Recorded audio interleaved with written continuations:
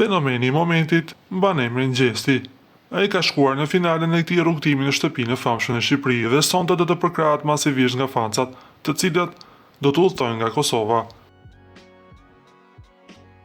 Lajmin për udhëtimin e fancave nga Prishtina për në Tiranë e ka bërë menaxheri i Gjestit, i cili ka bërë të ditur se shpenzimet do të jenë falas për të gjithë ata që do të mblidhen. Fancat në komente i kanë uruar Gjestit fitore, si dhe kanë bërë thirrje që ata që shkojnë në Tiranë të mos sjellin ndonjë të papritur. Na duhet të kujtojmë se Gjesti ka arritur të dallohet si një prej konkurrentëve më të dashur dhe më të diskutuar.